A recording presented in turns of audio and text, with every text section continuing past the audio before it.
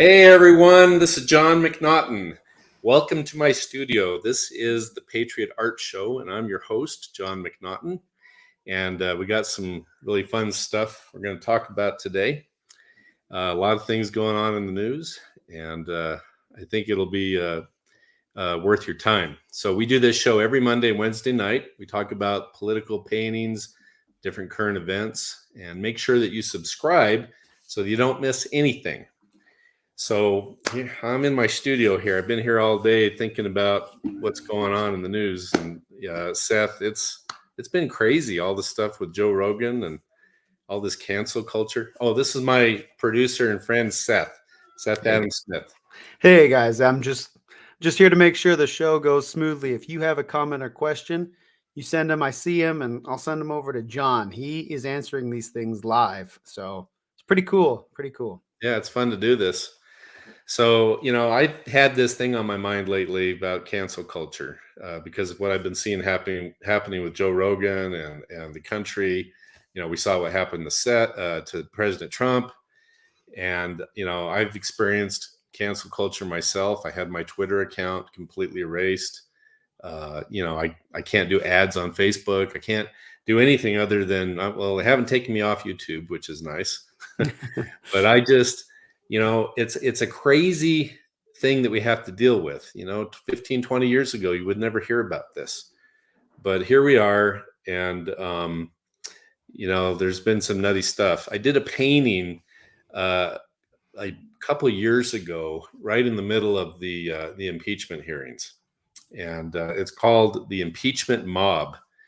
And I mean, that was such a crazy time watching all the nutty stuff going on, all the accusations, the fake news, witch hunt that was going on against Trump, and as I watched all that and I saw what happened as he was leaving office, when they did one last ditch effort to try to impeach him in the Senate, there was only one Republican that voted to impeach him, and that was Mitt Romney.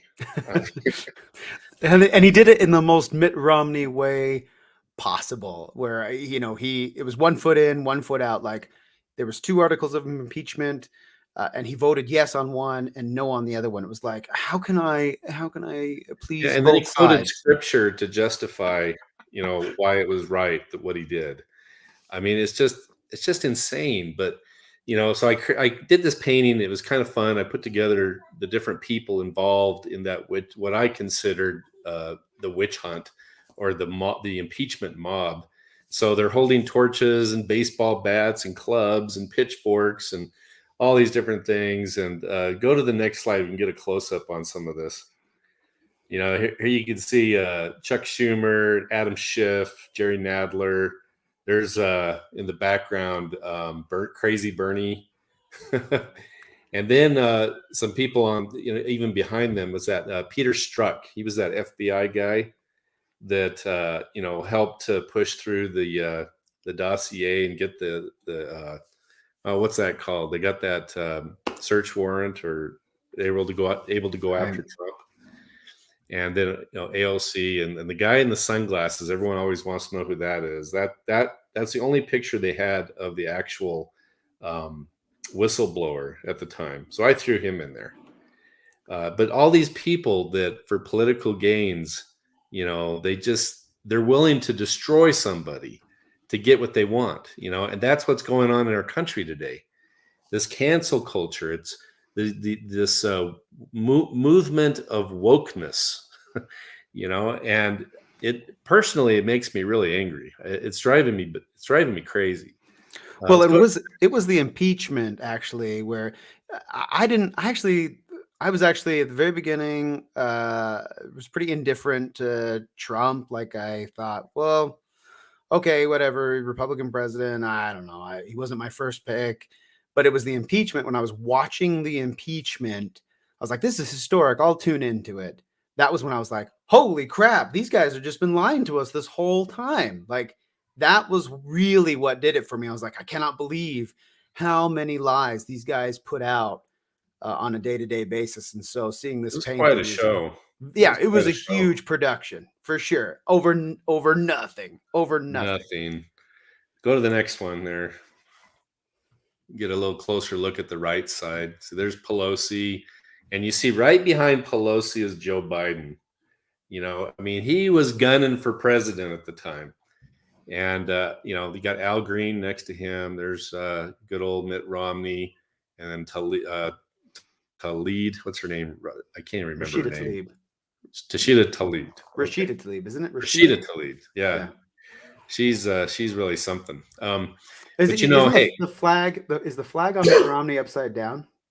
is what? Is the flag on Mitt Romney? Yeah, it is. Yeah, nice. You're the first person that's ever noticed that. Oh, nice. I didn't know. humor myself, and most people don't catch all the little things I put in these paintings, but I have fun anyway.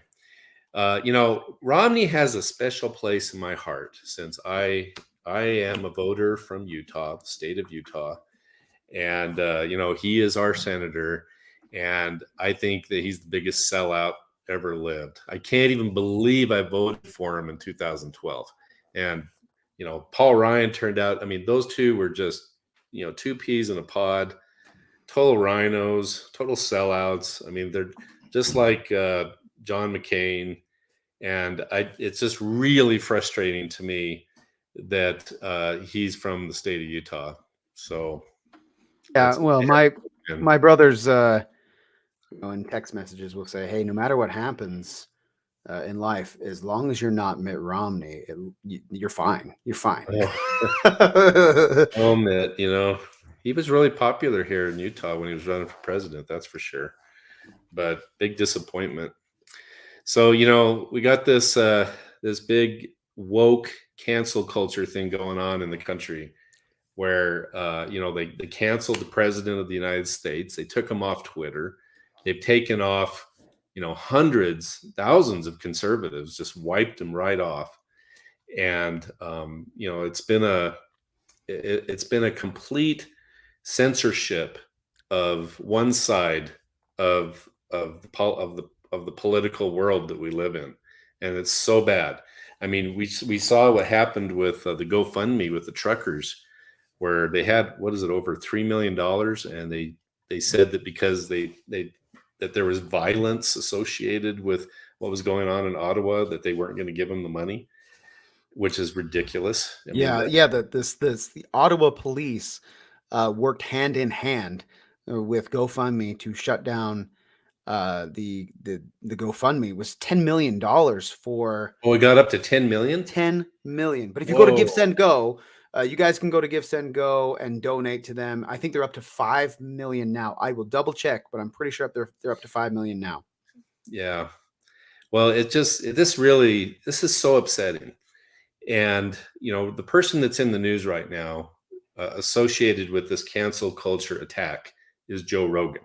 I mean, he is front and center because he's got something like 11 million viewers a day on his podcast. And he talks about lots of different interesting topics. Now, personally, I don't watch his show all the time. I've tuned into a few episodes simply because, I mean, not all the topics I'm interested in. I mean, he gets into UFOs and Bigfoot, and he talks about psychedelic drugs and all kinds of crazy stuff. MMA. I mean, I can see why the public loves it, but he also goes into controversial topics, like the vaccines and different things that might be political. And because of something he said recently regarding the vaccines, where he had that doctor on, a whole group of people went after him, specifically those famous singers. What was that guy? What's that one guy's name? Do you remember the main one that started it all? Which one? Oh, Neil Young. Yeah, Neil Young. I had to look him up because I didn't even know. I forgot who he was. I know. Who's that old guy? Yeah. But, he was a famous singer in his day. And then, let's see, there was that other girl. Oh, my gosh. Her music, she had some good songs in the 70s. But it does say something that you can't remember her name. I can't even remember her name. It's like Jody something or other. I don't know. But anyway, it turned out that maybe half a dozen singers took their stuff off. It was either Joe or them. And and they recently, I guess just yesterday or today, they took off 100 of his podcasts because It was over the weekend. It was Friday, I believe they took. Well, they've already taken, I think it's a grand total of about 100 episodes Mhm. Spotify has removed. And then there were 71-ish on Friday that they had removed. But Joe Rogan came out and said he approved of those episodes, which sort of makes it kind of weird. Like, why Well, would he he said they approve? were clunky, so he didn't Yeah. mind them taking them off. Joni Mitchell. Yes, Joni Christy. Mitchell, yeah. Thank you. Christy just said Joni Oh, Mitchell. yeah, thanks, See? Christy. Yeah. Yeah, I mean, Jody or Joni. she's got Jody. some great songs, and but I mean, to think that people are gonna wanna take Joe Rogan off because they wanna keep Joni Mitchell on and Neil Young, that's just crazy. Yeah. Yeah. So, Wow. go ahead and start the video of me. I did a sketch today, this one that you see here. I wanna show you the process as I build it up. Okay. Um, so I did this sketch of Joe Rogan because of my thoughts are on this whole topic. And that's what I do. Sometimes I'll sit down and I'll be like, what's going on in the country? Who's an important historical figure right now? And it doesn't have to be somebody I love. I mean, I can do Trump, I can do George Washington, or I can do, Justin Trudeau, like I did last week. But so I sat down, I started drawing Joe Rogan, and here you can see it's kind of a time lapse. I've sped it up 3 times the normal rate, and I start with the eye, and I'm just putting it in. This is real relaxing for me to do these sketches, and as I'm doing them, I'm thinking about the person, who they are, and what's happened, and I find Joe Rogan to be a fascinating person because he seems like a genuinely likable guy. He just likes to talk to people, and he doesn't seem overly judgmental, which I think is part of the appeal.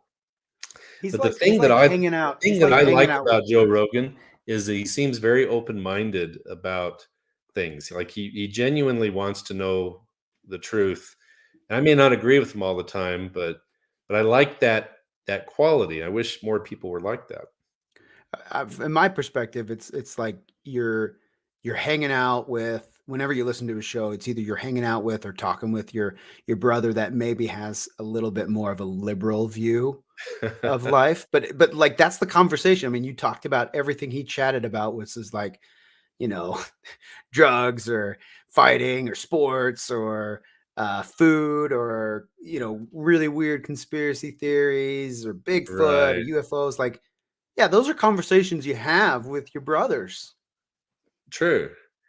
Yeah, I mean, it's kind of a relaxed atmosphere, and it gets a little weird, and it feels genuine, and he gets really interesting people on there, people that don't normally, agree to be on a podcast or be interviewed. He gets them, and I think that's part of the appeal. I think it's some of my favorite ones I've listened to that I've actually actually sat down and listened to the whole thing was when he had Alex Jones on there a couple of times. Those are like whether you disagree with or like Alex Jones, those are fantastic episodes. It's like all over the place. This is crazy fun. They're hilarious, but I think Spotify took him down. I don't Yep. think you can Hmm. even listen to him anymore. They used to They have him on took it down. YouTube. Yeah, you can find them. I think it's called BitChute. If you go to BitChute, I think Uh-huh. other people have uploaded copies up on Rumble. You could always find a copy on the internet. That's the beauty of the internet. Oh That yeah, BitChute or that's Rumble is where you can that's find probably stuff like true. that. That's probably true. But I mean, I've seen some really hilarious ones where he like one I saw this one where he barged into a Google. It was like a Google convention, and you wanted to talk to all the head people there, and all these little staffers were like following him around. You got to get out of here, sir. You got to get out of here. And he had Wait, who are you talking about? Are you talking about Alex Jones? Alex Jones, Oh, yeah. He's just kind of a funny guy, and he's brought up a lot of conspiracies, some of which have turned out to be true, some of which you can't really prove, and some of which have got him in big trouble and led to him being canceled. I But mean, it's Alex like Jones was the first one that really got canceled in a major way that I remember. It's like what Joe Rogan talked about when he brought up a video when they were trying to cancel him. This was about a week ago. He said, "What you might call a either misinformation right now was is actually been proven now, even though it was misinformation a few months ago. You could be kicked off of YouTube for that, but now it's been proven to be true." So he Right. goes through all of this stuff, the misinformation that the experts had supported for a while. Yeah, I mean, if you don't have a free society where people can speak openly, as long as you're not inciting violence, I think, any idea should be entertained and the truth will prevail, and all these people that are suppressing information about different medical techniques or what have you in regards to COVID, I think that it doesn't sit well with a lot of the American people, and it actually increases the curiosity and the suspicion levels of most people when they feel like they're being suppressed. And so my opinion with Joe Rogan, by the way, this was a fun drawing to do. He's got a good face. That's a There's like a funny little comment. piece. I don't know if it's a little piece of eraser or something down by his lip corner. I'm gonna have to take that off. I wonder if I did. I probably have to blow it off or something. So I'm covering his face now so that I can write the quote. I found this kind of cool quote I liked, and I wrote it down here. The universe rewards calculated passion. I was so excited to write it that I actually misquoted him. And I'm looking at that. I'm like, oops, how am I going to fix this? I forgot a word. I got to add a word in there. So here's what I did. The universe rewards calculated risk and passion. And that's Joe Rogan. So, yeah, you got to take risks, but you got to be passionate about what you're doing, and that's a good formula for a lot of success. Be yourself. Find what it is that you love, and go after it. And you can't worry about whether you're going to be canceled. If the woke crowd doesn't like what you're doing. I wouldn't consider Joe Rogan a far right conservative. He's more of I don't know, kind of a centrist libertarian in my eyes, but No, he's a little bit more on the left. He was a Bernie bro. that's true. Yeah, he was. Yeah, yeah, he's maybe a little more to the left, but he's not. I wouldn't call him like a far left progressive. He's open to ideas. But it has been refreshing lately to see some people come to his defense. Like uh, I think Bill Maher and Jon Stewart, came to his defense, and they're both comedians, which doesn't surprise me because the comedian uh, business culture has been decimated by all this woke cancel culture. I mean, that Chappelle guy, you saw what happened to him, and he stood his ground. So maybe it'll be all these comedians that will wake up everybody to the outrageous ridiculousness of the whole woke cancel culture activism that's going on in our country, and people will start to realize that it's actually counterproductive to their happiness. I don't know, but anyway, that was fun to draw that. And we're just doing this little live show. If people have questions, I'm happy to answer if you have any, We've but I didn't certainly really. had a lot of comments here, and I'll pull in some good ones here. We have Michelle wrote this for you. It's a comment. It's a nice comment. Oh, that's the Pieces Coming painting. Oh, yeah, yeah. That's a popular one. Yeah, be sure to say their names and read the comments, and you Michelle Hin. I don't know can. how to pronounce that, but thank you. I appreciate it. Very nice. I appreciate when people do that. Has Alex Jones been any less accurate than CNN? Isn't that the truth? I mean, CNN has no monopoly on truth at all. I mean, they're the most confused. They've made more mistakes than anybody. Had more So sex scandals than any other news organization. yeah.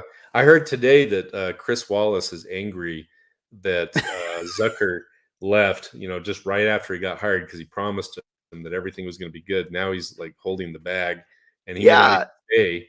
Chris Wallace, I just don't understand. That guy was on Fox News, and Fox News was doing great, even with him on it.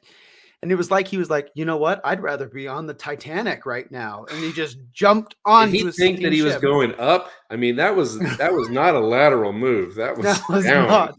That's straight down. And so yeah, I did see that I report mean, that when he I was saw just the furious. debates with him and Trump, that's when I started going, there's something about this guy. I don't think he's a straight shooter. I think he's got a problem. Let's see. Spencer says one reason I'll always have respect for Dave was he didn't bend the knee to cancel culture. Yeah, yeah, and actually, I want to talk to you about that, John. We mentioned we kind of chat a little bit before the show starts, just to kind of go through what everything we're going to talk about, and we were showing the impeachment mob painting, and I'll go right to that. Mhm. Um, we were showing that painting and talking about how cancel culture can just go after you, like a group, a mob of people, an Yeah, you become anonymous a mob of target. people. And you, I think, as an artist creating conservative and what some people call controversial paintings, you've probably been on the receiving end of a lot of the, I guess, cancel culture, or just a mob of people who hate you. Mm. And so I kind of want to talk to you about that, about how do you take criticism from the left, because you found a way to where you take it and you actually enjoy it. I've seen you laugh when you get negative hit pieces on you, and then you just flip it around pretty quick to your advantage. I'd love you to talk about that. Yeah.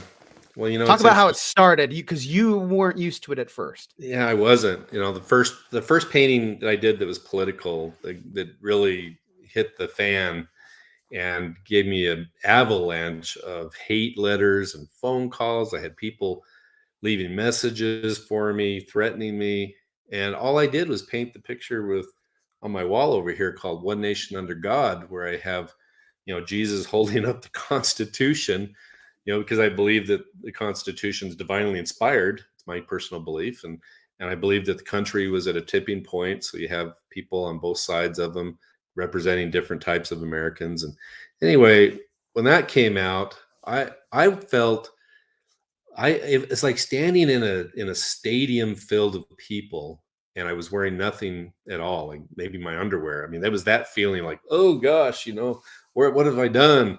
Because I wasn't used to it. It was uncomfortable. But then shortly after, within a month or two, I started to have the opposite reaction when more conservatives saw the painting and appreciated the message. And then I got the exact opposite. People loved it. They sent me thank you letters, and I was just like, well, what have I stepped into? This is political. This is the political arena. And there's not many artists on the right, mostly on the left. And the artists on the left, they get all kinds of congratulatory interviews, and they're rewarded with these big deals with different companies and licensing deals. And I'm kind of by myself, and I didn't get that. And it's okay. But I thought this is so interesting that's how it is. They want to cancel me. They want to stop me. Um, but I kept doing it, and it just in the last couple of years, I've really felt the push back. When I got the canceled off of Twitter, and I've been, thinking, well, why won't Facebook let me do Facebook ads? I did everything they asked, and they simply won't allow it.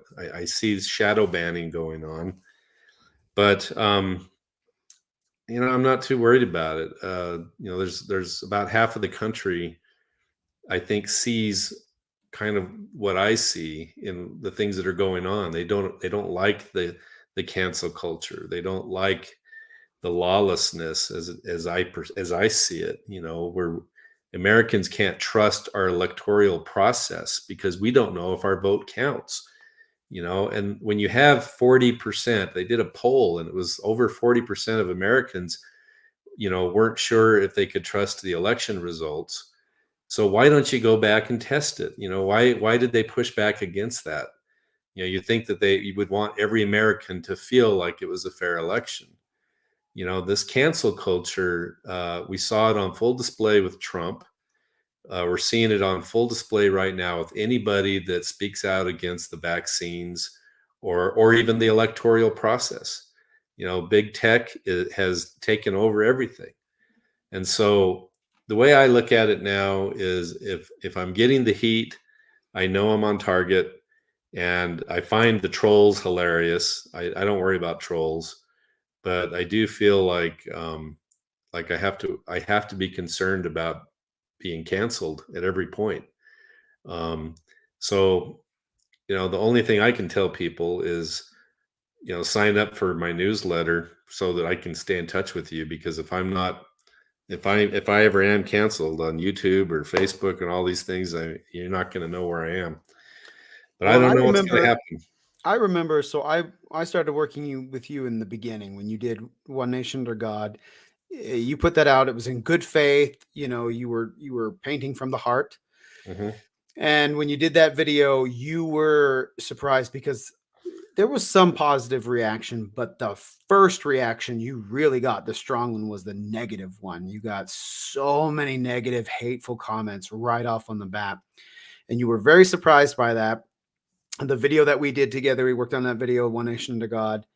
All those negative comments, you were shocked by how negative it was. You even told me one I time, you said, was. yeah, you said, "Hey, could you turn those off? Because my dad, my dad logged into those and he doesn't like reading all of that stuff." And I was like, well, John, I've learned, that this actually increases your reach organically because of the conversations that Oh, it yeah. generates. I Uh, vaguely remember that.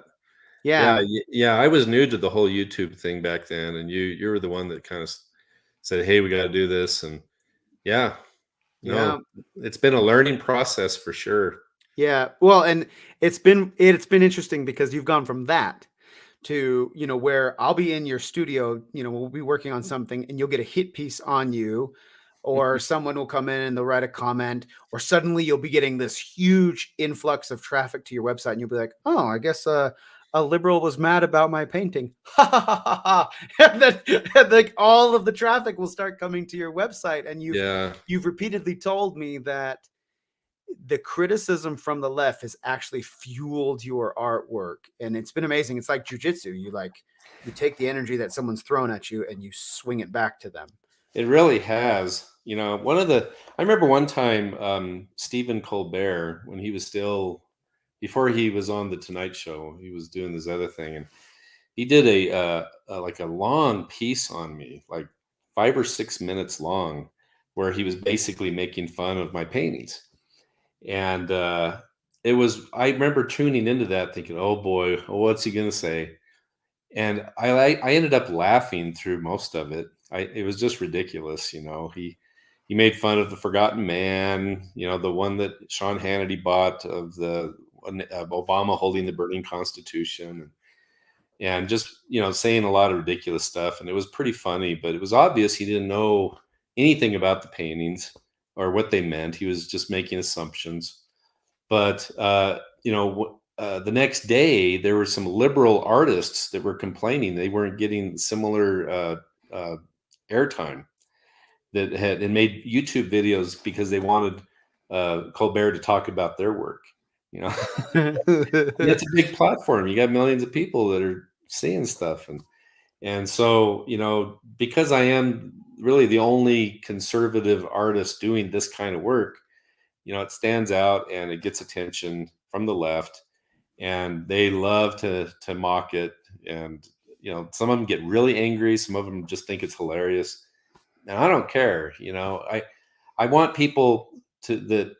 There's the two people that I'm most interested in seeing this is, number one, people that appreciate the meaning behind it because it resonates with them. They look at it, they get the chuckle, they see the serious undertone, and they're like, okay, I get it.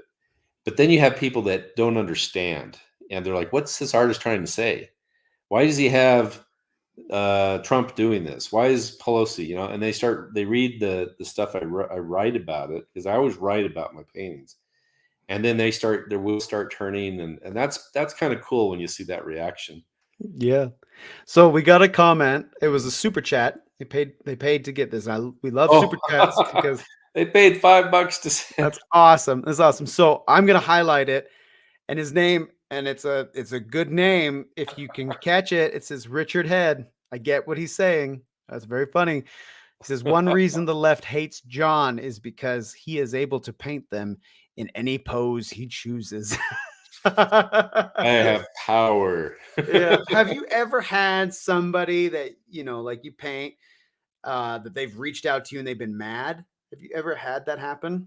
Or do they just choose not to say anything? Well, I no, they haven't done that, and they would be really tripping up if they did that because it would only give me more credibility, and I'd post it everywhere. You know, no, that hasn't happened yet.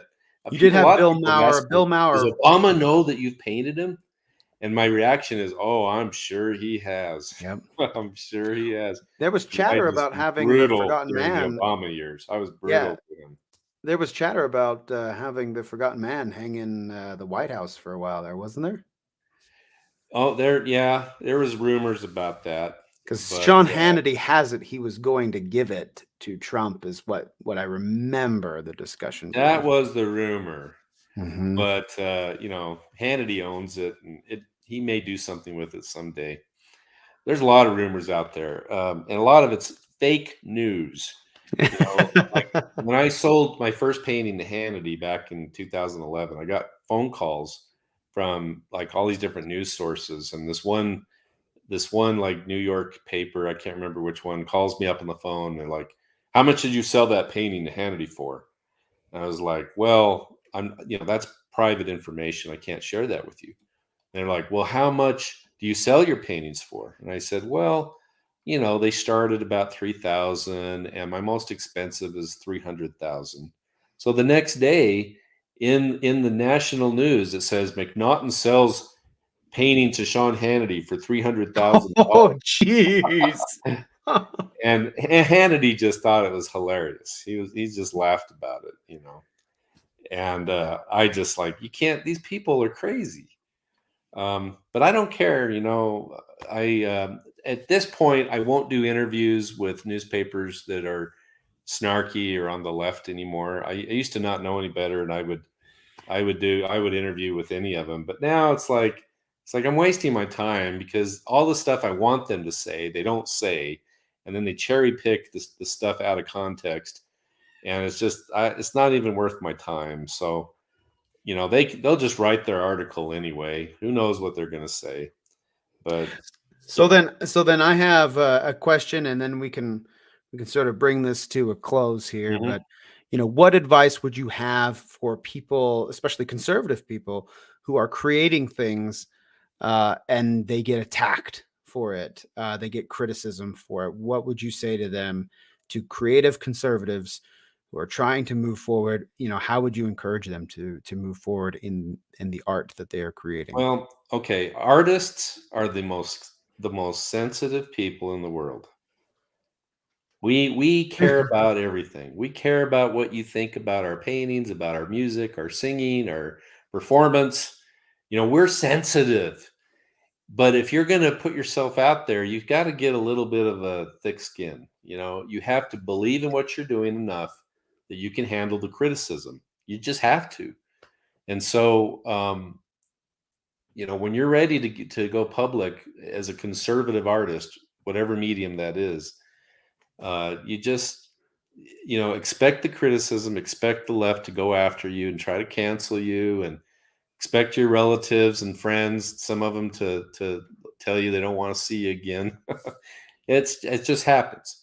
But also understand that there are a lot of people in this country that support you and believe in the cause of liberty and what we're trying. This is a soft war. This is something that is going to take a lot of sacrifice, and I think it's worth it. So you just got to put your nose down to the grindstone and just go at it. And that's what I try to do with my paintings Mhm. every day, and I think it's worth it. So All that's right. my Well, answer. thanks, John. Thanks. If you have anything else you wanna mention before we close this one out, I think it's important for people, all the news that I've been watching lately about people not you know, not bending the knee to cancel culture. If something comes and if you know what you're doing is right, you stand up, and you fight for it. And I've seen that time and time again with your artwork, John. So anyway, if you have anything else you want to Yeah. wrap up with. Just never apologize for the truth. Always stand tall and speak your truth wherever you are. We don't have to be obnoxious. We don't have to do what they do that way, but we can't back down ever. And that's one of the reasons why Trump has been such a popular president, because he is so aggressive about the message.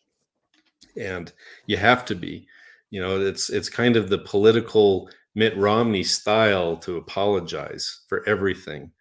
If you're accused of, tying your dog to the top of your car on a vacation, oh, I'm so sorry. I don't know what I was thinking.